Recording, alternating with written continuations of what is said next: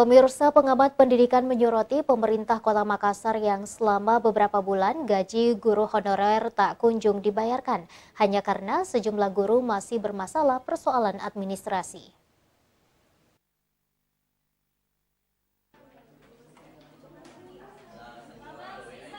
Sejak bulan Juli hingga September tahun 2022, pemerintah Kota Makassar belum juga memberikan intensif gaji guru honorer kepada seribuan tenaga pendidik di Kota Makassar. Alasannya, sejumlah guru honorer belum memenuhi persyaratan administrasi, sehingga ribuan guru lainnya tidak menerima haknya. Pengamat pendidikan Syahrudin Yaun turut prihatin melihat tenaga guru honorer yang ada di Makassar. Soal tunggakan gaji guru honorer tersebut telah terjadi beberapa kali, bahkan hampir setiap tahunnya. Seharusnya menurut Syahrudin, pemerintah mencari solusi secepatnya, bukan malah menahan gaji guru honorer, yang merupakan hak honorer, bahkan kejadian tersebut dianggap sering terulang. Syahrudin menambahkan, tidak diberikannya tunggakan guru honorer akan berdampak pada kinerja guru, apabila dengan naiknya harga BBM pada guru akan merasa terpukul.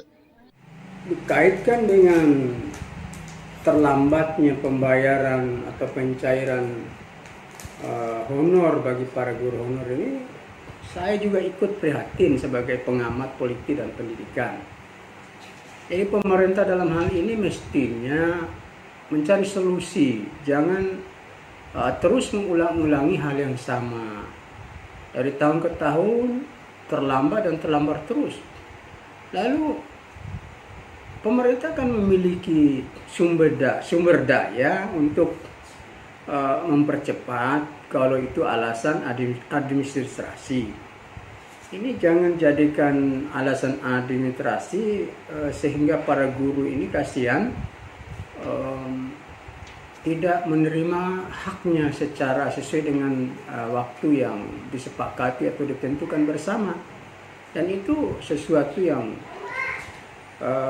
berdampak kepada kinerja, lemahnya kinerja para guru, apalagi guru-guru honorer. Dirinya menambahkan, mestinya pemerintah tidak mencarikan alasan untuk tidak membayar karena persoalan administrasi. Tenaga pendidik tersebut mempunyai hak untuk memperoleh dari hasil kerjanya. Ardi Jaho, Slebes TV.